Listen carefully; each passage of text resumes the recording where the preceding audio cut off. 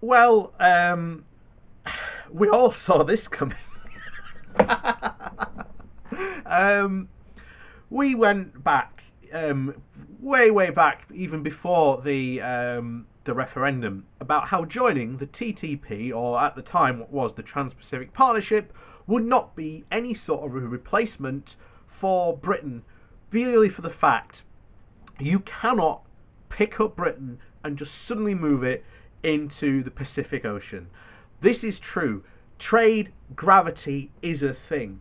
All the countries that have since joined the TCP, Trans-Pacific Partnership, are in a very specific area, and they are the ones that are going to gain the most benefits from this. There is no benefit Britain gains from this at all. And even here's the thing: even if we do join this new partnership, that will come with new rules and regulations. There will be a new court of jurisdiction because the Trans-Pacific Partnership is based upon the EU. So I am going to look forward to all these rules and regulations that somehow these Brexiteers are simply going to have no problem with, because these are going to be laws that are going to be made hundreds of thousands of miles away from us, and we will have, no input into. We will have no say in what goes on in this partnership. And it will not be a partnership of equals, because the countries that will gain most from it will be those in the closest proximity. And hence, doesn't matter what Britain says, it will have no say, it will have no power. These countries are on the other side of the planet.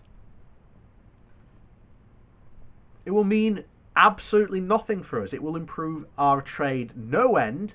And as we've said before, Brexit is not going to be this magnificent thing that somehow recreates Britain as this magnificent trading empire. And as we've discussed before at length on this channel before, Britain and the world is now has changed since the Victorian era, since that was the status quo. That cannot and will not happen again. The flows and the world has changed. Just because Britain joins a, quote, new trading bloc, or is trying to join a new trading bloc, changes nothing. Our geography does not change. And of course, we're going to go over this from Politics Home, because again, this sinks in it quite well how this does. And if you want to go over others, how we've covered this in the past, Empire 2.0 as it's commonly called, we've covered this in other videos. Just go in my channel, look Empire 2.0 or Australia, New Zealand, you'll see them. And by the way, Australia and New Zealand are still threatening to take us to court over our lamb quotas. So, good job on there. So, Liz Truss has declared that Britain is back. She has confirmed that the government is formally pressing ahead with a bid to join a major trade tie-up with Canada, Australia and New Zealand after Brexit. The International Trade Secretary confirmed that the UK was moving to the formal stage in its efforts to join the Comprehensive and Progressive Trade Agreement for Trans-Pacific Partnership once it leaves the EU. Keyword, Trans-Pacific Partnership. At no point are we anywhere near that. we are not in the Pacific. But Labour accused the government of focusing on far-flung global deals while the future of trade with Europe remains hanging in the balance. The CCTPP agreement between Canada, Australia, Brunei, Chile, Japan, Malaysia, Mexico, New Zealand, Peru, Singapore and Vietnam aims to create a single trading bloc, ditching 99% of tariffs between countries. Now, with that, there will have to be some sort of body, some sort of agreement to do this, to decide what these tariffs are. You don't just go, there are no tariffs suddenly. There has to be a decision. And once again, this whole sovereignty idea argument that Brexiteers have suddenly goes out the window the second the EU is no longer involved, as we've already seen with the US. Britain has already been involved in exploratory talks with the bloc's members, while Liz Truss, whose department is also focused on striking trade deals with the US, on Wednesday also kicked off talks with Australia and New Zealand on post-Brexit ties. Once again, these ties will basically give us nothing. All our trade is done with the European Union and the EU and the single market. That does not change just because you've signed a new trade agreement. Not only that, but I'd like to once again reiterate, many of these countries have been quite firm and basically said you will not get a better trade deal being outside the EU with us than you will be within. They have reiterated that continuously.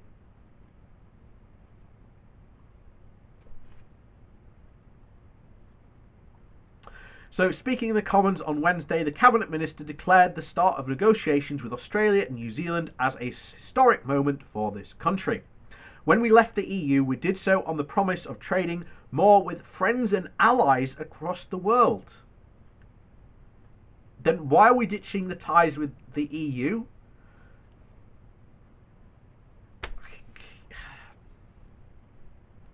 Deals with Australia and New Zealand are a powerful expression of our newfound independence and are built on intent to build a global Britain. She also added, I say to our old friends, Britain is back. And this is once again built on the core that we've covered long before. This is Empire 2.0. The idea that somehow all these countries that we once ruled over are somehow going to just welcome us back with open arms. Not really at all. You'll notice that India hasn't been mentioned here.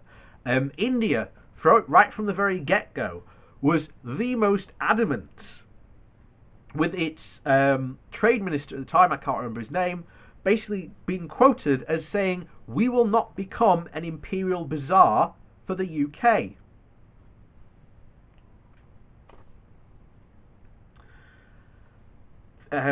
These ties are going to add nothing because all our trade, all our services are done with the EU.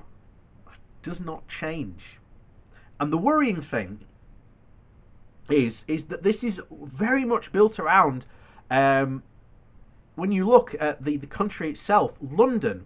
Someone in London is more likely to be on the phone to someone in Asia, Japan, or some of these countries. However, that represents a tiny, tiny small fraction of the jobs and the people that work in this country. More of these people are going to be on the phone to people in Amsterdam, Germany, or Spain, or even France. That will not change.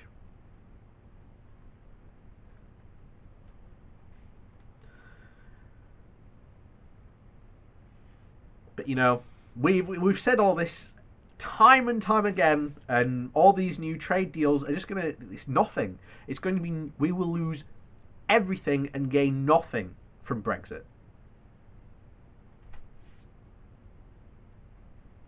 So Miss Truss said that the details between the new nations would represent a key step forward of membership of the CPTPP, which she has hailed as one of the largest free trade agreements in the world. Not it's the potential of a free trade agreement, with once again the things like a court, a body will have to oversee what these are.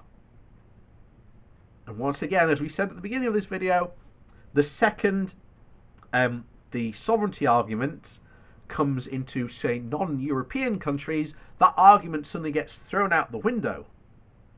The largest, most successful trading bloc in the world is and always will be the EU, unless the CCTP actually happens, and then it ain't going to be any of those countries that, shall we say, outside of the Pacific, they're going to actually benefit from it.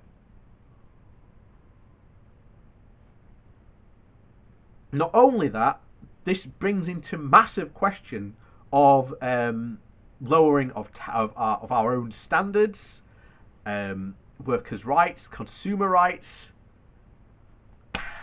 You know, you've all been sold a false bill of goods. And the other thing is, back before we joined the EU, there was a massive rush of investment to go and invest in these new areas. Not in Britain, where we desperately need this sort of investment, but to go throw our money across the seas because it will somehow, quote, trickle back. It never did. It still hasn't. We joined the EU and things went up from there. We will see a repeat of history.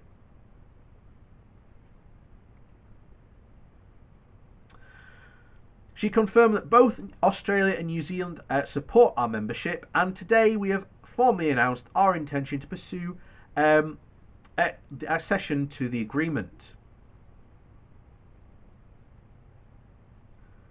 Japan doesn't support this membership, and I don't know about the others, but I'm perfectly sure that they probably don't either. Anyway, she continued. We do so for 3 reasons. Firstly, to secure more trade and investment to help our economy overcome the challenges posed by the coronavirus. So why not focus on our current trade partnership, which is the EU? Hitching ourselves to the fastest growing parts of the world will help to deliver on the growth and prosperity we urgently need. Key word there. Hitching ourselves to the fastest growing parts of the world. We are not in that part of the world. Trade doesn't work like that. We will gain nothing, as has already been discussed multiple times. But there you go. Secondly, she said, and this is, I think this is the good old golden one. Secondly, it will help to diversify our trade and supply chain to make our economy more resilient and open up new export opportunities and industries like tech, digital, food and drink, and automotive. Or at least that's what their hopes are. Thirdly, because here's the thing with the automotive industry. Let's just stop there and we go back to rediscussing, especially automotive and in digital. There has been a very moving trend, especially in digital, because that's where I work, of being outsourced to people like India, Malaysia, and the North, and the people in the Middle East, not Middle East, but people in the Far East. Well, not Far East, but Asia. Well, yeah, you get the idea. Why? For me, to hire someone just to do like maybe a piece of artwork would probably cost about $9.50 if I wanted to hire someone from the UK. If I wanted to hire someone from India, tends to be the go-to place, I could get them for like £3 an hour.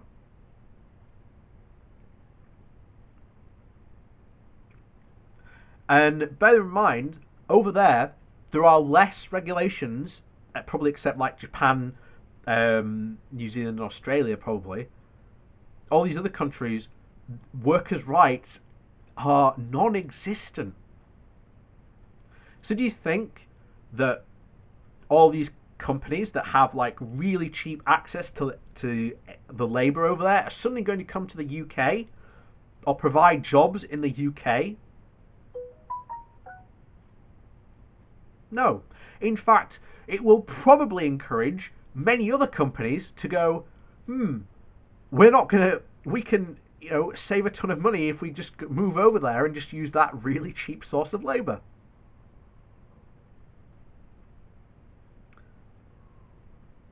You know, so much for Brexit bringing jobs back to this country.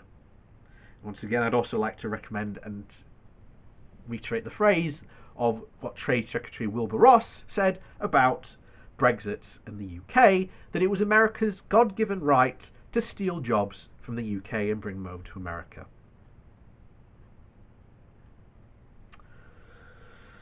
And thirdly, it is an important part of our strategy to turn the UK into a global trading hub. And once again, Empire 2.0 raises its ugly head yet again. That will never happen. It never, ever happen again. The situations and scenarios for the UK to be that trading hub are gone. They're non-existent anymore. So there's just no point discussing it almost. Miss Truss then declared that joining the agreement would show the rest of the world we are back as a proud, independent nation prepared to look far beyond our own shores.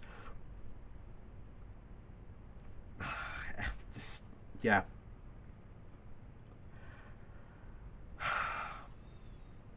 But her Labour opposite, hooray, Emily Thornberry, questioned the focus on building trade with entities outside the EU while talks on the deal with the bloc remain at a deadlock.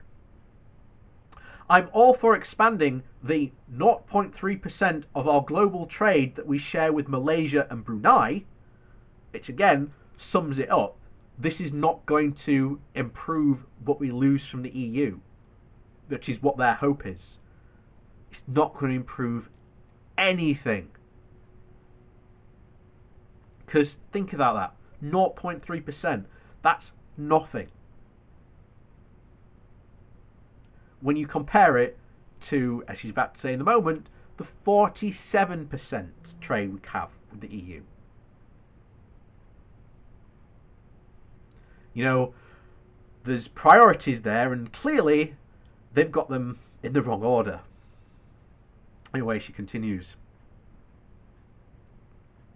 So I'm all for expanding the 0.3% of our global trade that we share with Malaysia and Brunei, which is all this statement ultimately amounts to today, she said.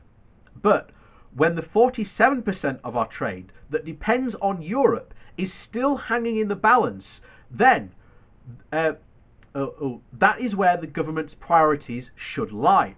And she said that while the announcement may sound like it deserves the fanfare that the Secretary of State has given it today, Britain already had free trade agreements in place with 7 of those countries because of its membership with the EU. And of many of those countries have reiterated those deals aren't going to be anywhere near as good. Because back then, it was 28 countries negotiating for a deal. Now it's just one.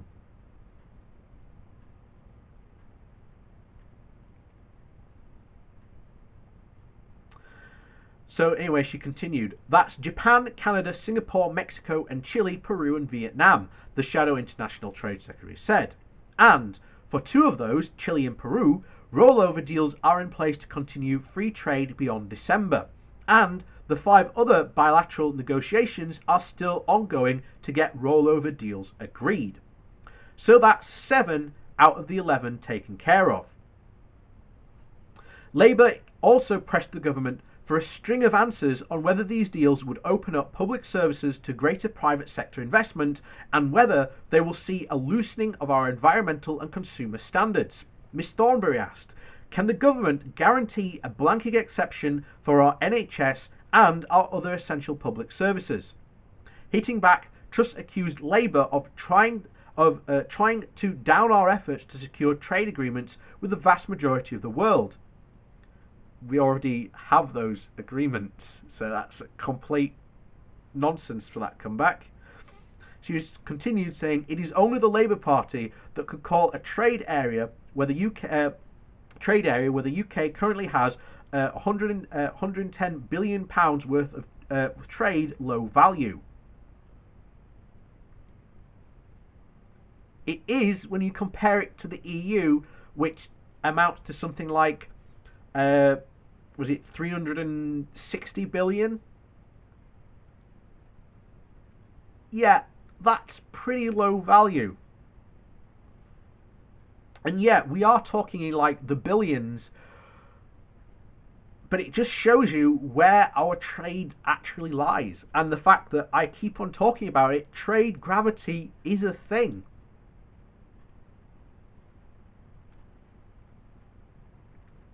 So the Commons Exchange came as consumer group which demanded that any deal with Australia and New Zealand maintain the high standards and protections currently in force in the UK.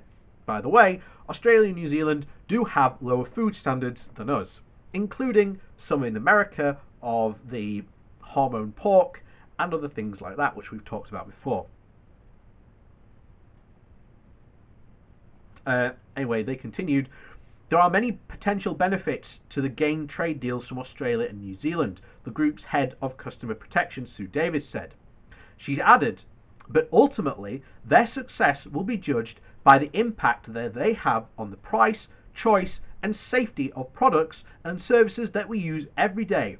So any deals must reflect consumer expectations.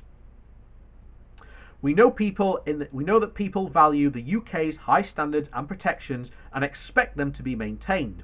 So the government must ensure that they are not undermined by trade deals that could allow inferior or unsafe food products to enter the country or weaken consumer rights. And by the way, this is what we've talked about before.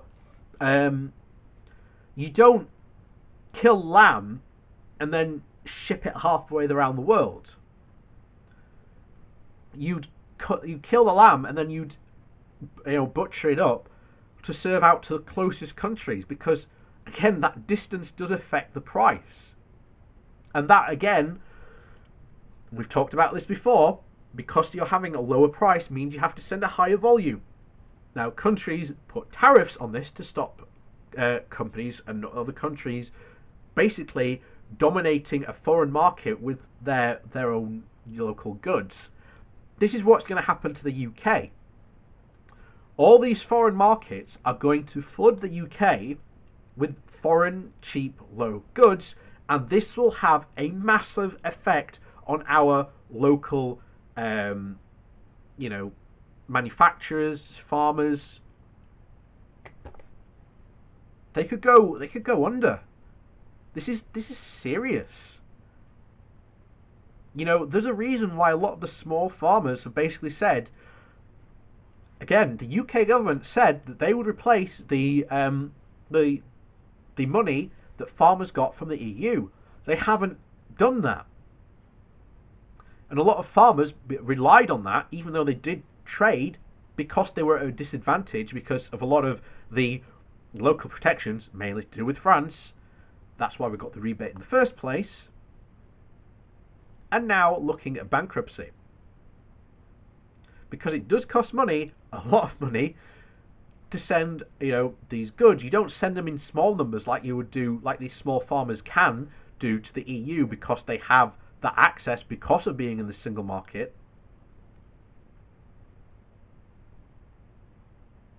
But, we've only been saying that for the past, 3 years? But there you go.